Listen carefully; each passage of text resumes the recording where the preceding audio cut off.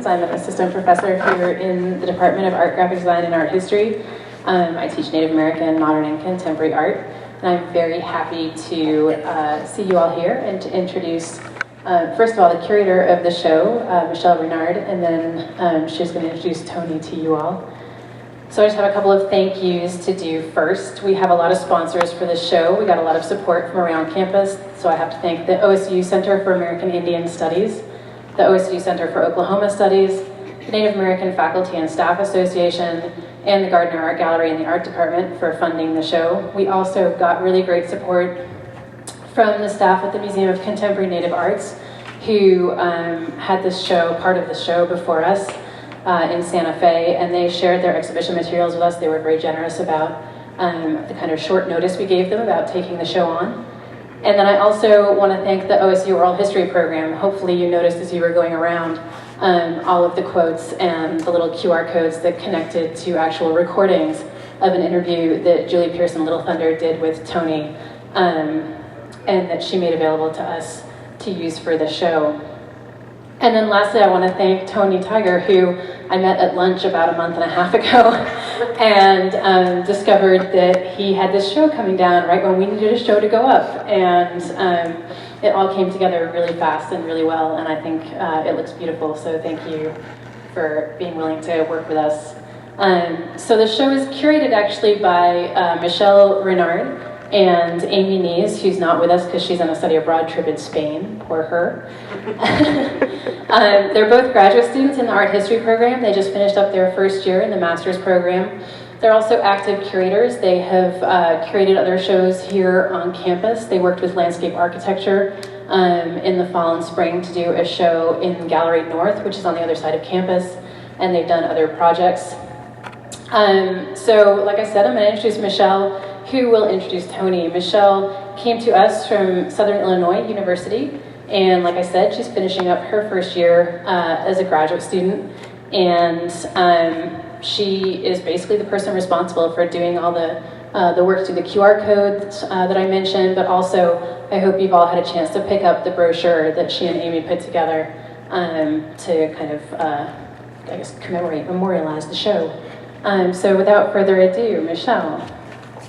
Thank you. Thank you all for coming to this amazing, beautiful show by Tony Tiger. Me and Amy, on behalf of her, I want to thank Tony Tiger and Dr. Siddons for organizing this for us, so that we can have the opportunity as grad students to be a part of this. This is a really big show for OSU, and I'm glad that you all can be a part of it. Tony Tiger is an alumnus of Seminole College, Oklahoma State University, and the University of Oklahoma. He's a member of the Sac and Fox tribe of Oklahoma and of Muskogee Creek and Seminole descent. He's currently the director of art at Bacone College in Muskogee, Oklahoma, and he's also active in the Southeastern Indian Artists Association, who are a group of artists working together to educate, foster, and promote American Indian art.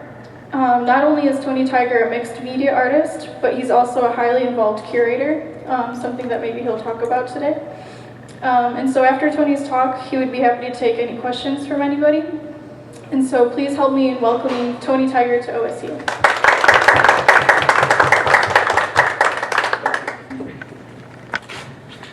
Well, it's good to see everyone this evening. And I'll stand under the light, keep me from falling asleep. Well, it has been an interesting journey, and every artist, they take on this journey, and no one knows what's going to happen. You go to school, you study, you make a body of work, and if you're lucky, you get to do more than one body of work, and it's interesting. And so I've been really just had a good ride so far, as my exhibiting career is beginning to take off. And but not only that, it's like the Almighty knows that the perfect job for me was to teach. And so I get to teach, 8 months out of the year, and I get 4 months off to do whatever I want to do. And so I get to make art. And so, so this body of work, it most of the pieces in the interior were created within the last 6 to 7 months. And so it was a lot of work to do. But, and as you teach and you still want an art career, you have to find time and ways to do that. And so if you have 30 minutes, you have 30 minutes, and so you make use of that time. And so sometimes I would work on the pieces of paintings on paper and work on them really quickly, paint a little bit and put them aside, and then I might have some time to work on panels. And so building panels was another portion that I had to find time to do. And I don't have necessarily an established space to create. And actually I'm working on that this year. My goal is to buy some property in between Muskogee and Tahlequah and build a studio. And but I'm working in my garage. The school has provided me some space, but it's not always conducive to making art, and so I have to kind of plan that too. But the body of work that you see before you, mainly on the interior, full consciousness being, came from an invitation from the Museum of Contemporary Native Art in Santa Fe. And what's kind of interesting about that is that the curator is also Native, and primarily the institution and the museum did a lot of Southwestern type work. And but for this gentleman is not from the Southwest; he's from the East or Northeast, from the Iroquois Nation, and he changed it up a little bit and started inviting non-Southwestern artists to come and exhibit in the space. And so we met in New York City a few years ago. Right now there's actually the last installment of Changing Hands is in its last venue in the University of Michigan right now. And so I have a piece in that exhibition, and Ryan Rice, who is the curator, the chief curator at the Museum of Contemporary Native Art, saw the piece, and he also wrote a statement for the catalog. But we had a chance to meet and talk, and so he invited me out to Santa Fe to show a body of work, and it was time to create a new body, and so for those of you, I don't know, do we have any artists in the building? Okay, there are a few artists and some writers too, I'm sure. And so the journey to have an opportunity to create a body of work, not everybody gets to do that. Not all artists have an opportunity to do that, especially in the Native community. A lot of Native artists are trying to eke out a living being a full-time artist. And it's not easy, especially now, since we ride the economic wave of whatever's going on. And so I know I've talked to a few friends, and they said, and I said, well, I have about 20 pieces at OSU right now. And they said, 20 pieces? How do you come up with 20 pieces? And but it's about the idea of what we're doing in the art world and what opportunities you have. And so for a long time, and even beginning soon after I graduated my master's, I wasn't exactly sure what I was going to do. So the ideas of teaching and becoming a director weren't really there. I thought, well, maybe I'll make a body of work and then continue to do that. And but the economy, sunk so low that a lot of artwork was not being bought, and even now it still hasn't, gotten back to where it was. And so a lot of artists are really eking out a living trying to be full-time artists. But the opportunity to create a body of work, it really is an opportunity of a lifetime, because you have an opportunity to do some things that like I said, a lot of artists don't have that opportunity to do, and to really focus and to stretch yourself and to see if really you can do it and still make a cohesive statement. And I think with this project that I've finished, I think I've done that. And so the idea of full consciousness is about how I look at life and how I believe that we exist. And so people asked about the three stripes and about the three colors, and so you see them in a lot of the pieces, not always together, but it's a statement about creation. It's a statement about faith. It's a statement about what you believe. And I know not everybody believes that there is a creator, and that's fine, but I do. And I will turn 50 this coming November. And so I've had an opportunity to live a little bit and experience life. And so during that time period, as a 49-year-old man, I've had an opportunity to really focus and ask questions about what existence is about, what my existence is about, what is mankind here for. And for me,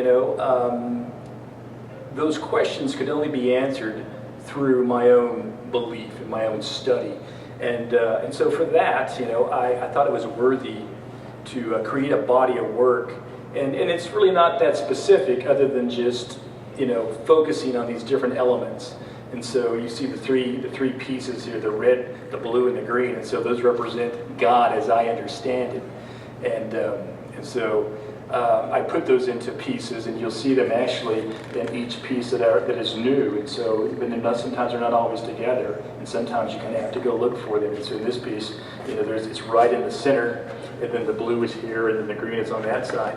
And so, but it does. It incorporates the ideal thought and whether or not you want to believe. And then someone just asked me not too long ago about the motifs that I've used repeatedly through the paintings. I am a Sac and Fox. I'm enrolled Sac and Fox. My mother was Sac and Fox. And the history of the Sac and Fox is that originally they came from around the Great Lakes area. Wisconsin, I think, was the area that they really kind of, during contact with the Europeans, that's where they made contact first. And an Algonquin language group. Doing a little bit of research, after the French Revolution, all this fine material of silk and ribbon, that whole market was gone, so what do you do with it? And so they brought it to the Americas, and they began to trade it with the natives. And so the natives took it and they got creative with it and began to create these really wonderful motifs and patterns that they would place on blankets, clothing, and so if you go back and look at some of those photographs, that's where that came from. And so my family too, they did the same thing. And I just remember looking at old photographs.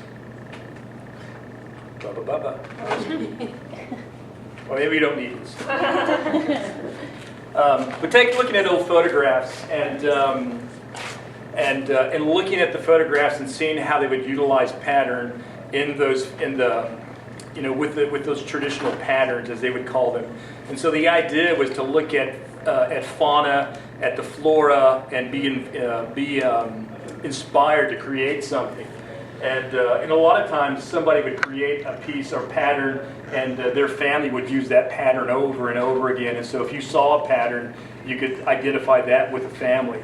And so that's kind of what I did, just looking back at my own tribal history and culture, and coming up with my own pattern to incorporate. But I also, having the art history, the art background, the art education background, wanted to do something that spoke, very new, and so just, taking the elements of art and thinking about what I could do with it on another level allowed me to create these, almost three-dimensional patterns, and someone's always saying to me, every time I walk by it and put new light on it, there's something else I see. And that's really what I wanted. I wanted it to speak to culture, speak to belief or faith, and also to speak to my own creativeness, with this old idea of the technique of looking back at nature and also my culture. And let's see here, what else could I say about this body of work? I also am interested in printmaking. And just currently, I curated an exhibition called Printmakers and Friends of Printmakers at Bacone College, where I teach and direct the program. And your own Mark Sisson has actually given us 2 pieces to hang, and it will hang the entire summer. But the printmaking process, I actually have 1 print here. I wanted more, but didn't have time to produce. But the printmaking process also is something that I'm interested in, and not necessarily as a traditional printmaker. I'm not thinking about addition, but I'm thinking about process. I'm thinking about what can I do with the different processes.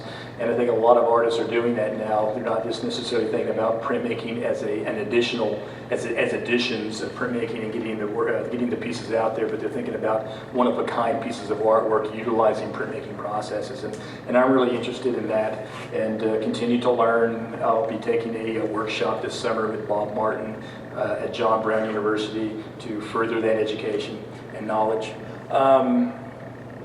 But I really just wanted to say thanks to the college, to the university, to Louise for inviting me and being at that table that day, and we met so if you're students here, I just encourage you to think about how do you get from point A to point B. No one can really tell you how to do it. You have to kind of explore and just get there yourself. But you're not going to get there by sitting at home and not just sitting in Stillwater. You're going to have to go out and venture out and find some places to exhibit, meet some people, talk to some people, not be afraid to talk to people, and really to share your heart. And hopefully that's what I've done here with this body of work. And so if you have any questions, I'd be glad to answer some questions.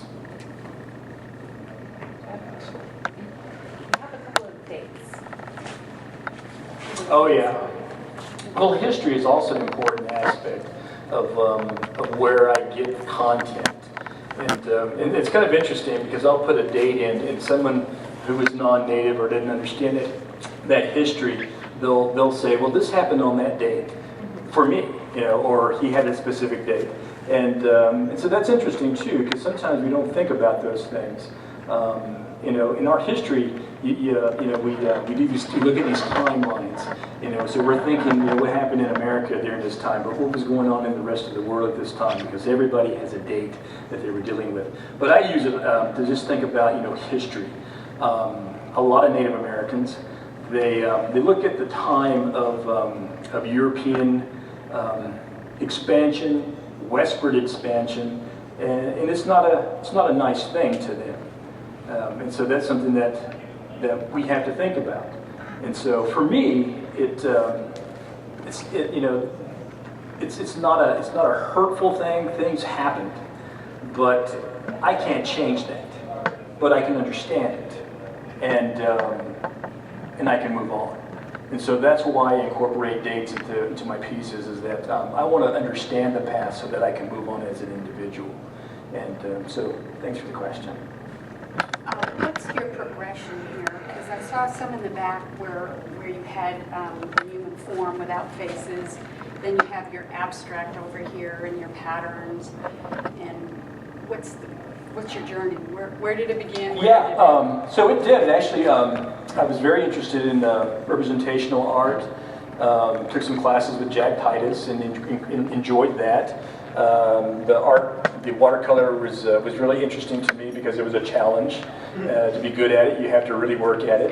And even Jack, he sometimes he'll kind of go through a little colored pencil in there, if he can't achieve exactly what he wants. So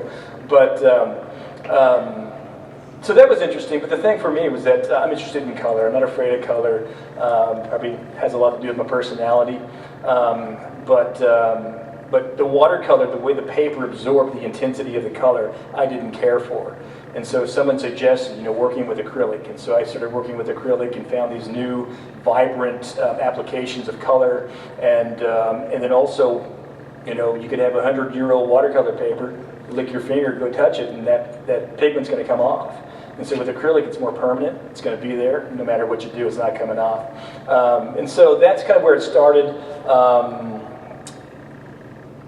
And the journey of creating subject matter, looking for subject matter, it kind of came out of history. I like looking at old photographs and seeing, the history, what's going on, who these individuals were.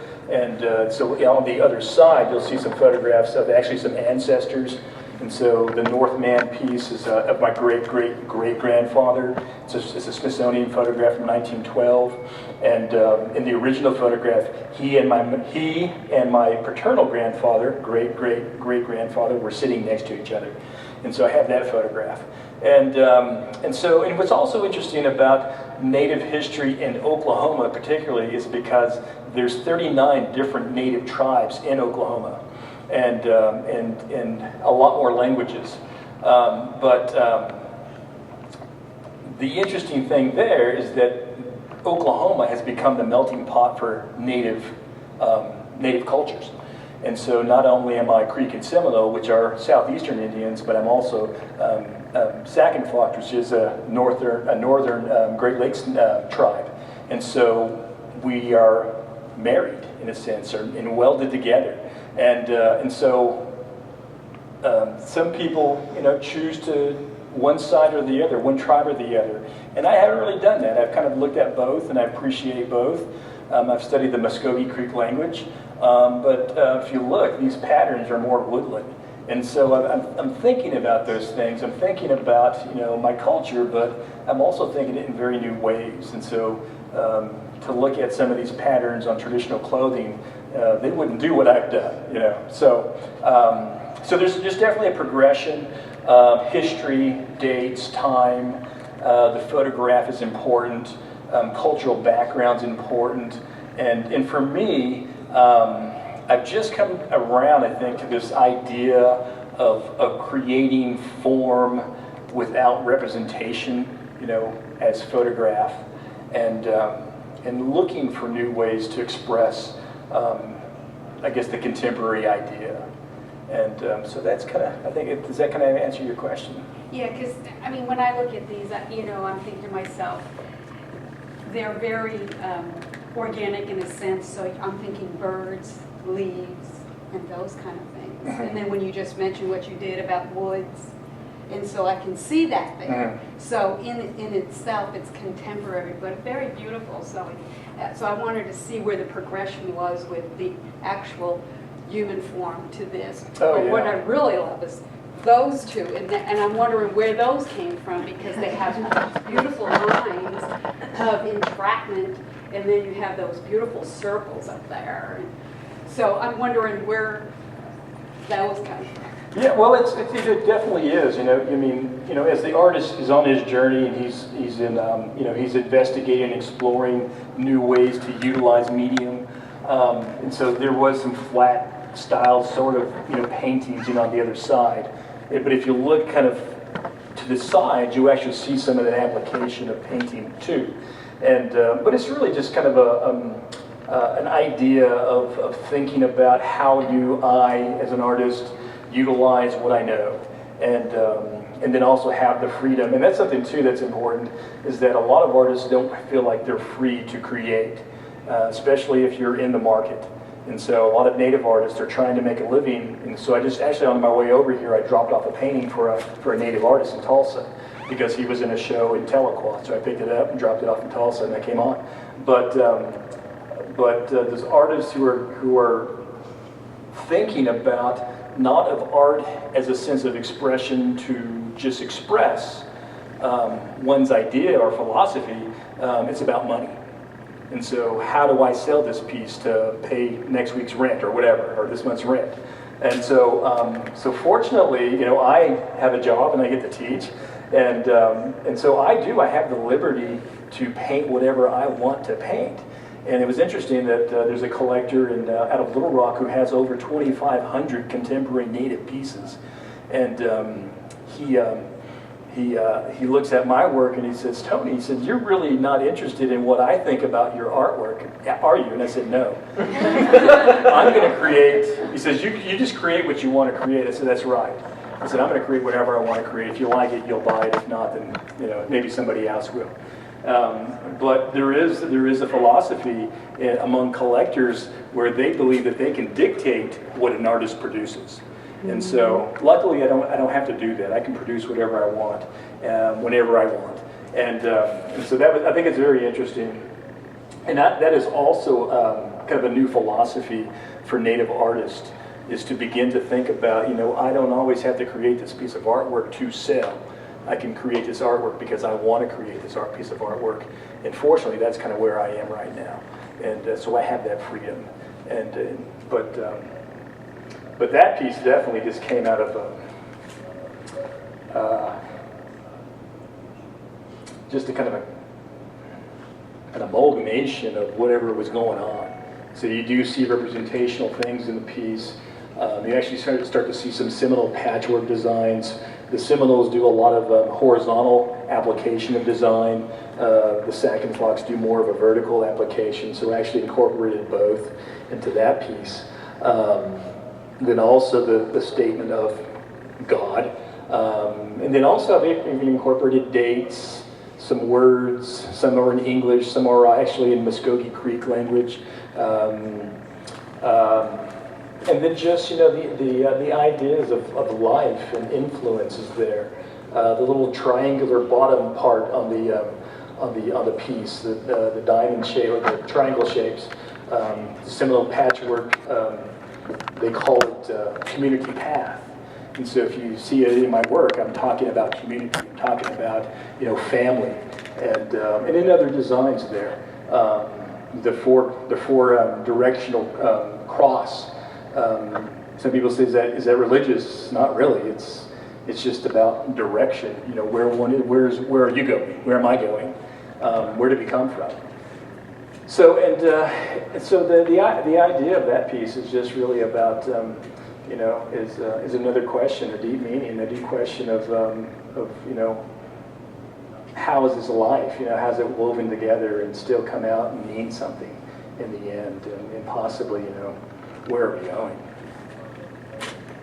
Yeah. Any more questions? On that wall way back there, I think that one's called Life too. Mm-hmm. Why is it like that size and not bigger? Because it seems like it has huge meaning to it. So why is it not bigger? Well, when you're an artist, you have to think about what you can transport. Sometimes we read in our history, we read all these ideas about what art is, and being an artist, I think some of that is made up. I don't believe everything was meant as we might think it was meant. Some of those pieces, in New York, from that time period, there were some guys out there, they were working, and I know that they were broke, and and they found whatever they could find to paint on, So the ideas of looking for new forms and everything, and these new philosophies, they may have been there, but I'm an artist, and so I build whatever I can transport. And so if you saw me come here, I had everything in the back of a truck, and I had it, just positioned just right to where I could transport just about everything that you see in this building in the back of a truck. And so, and I drive a truck because I want to paint big. And but that piece, it is. It was at a time too when I was really exploring the ideas of application of paint. And I was looking for surfaces to paint on, and so the options out there are endless, and so the experimenting with canvas, experimenting with paper, and actually that's the only canvas piece that's in the group. No, actually the two light pieces are, and that's fine. But the woven fabric of the canvas creates another texture, another surface. And it was interesting, and I liked it for the most part, but I began to paint on paper, and I began to paint on panel, and I like those surfaces a little bit better because I can kind of add a little bit of pressure, I can glue things to them if I want to, and so just depends on application. The ideas of the question, so one is called Life, and the other one has a Muskogee name, and it's called, and that name is Life Eternal. And so they're kind of speaking about two different things. So maybe the life that we experience now, the ins and outs, and then the other one is talking more about eternal life. Yeah. Any other questions?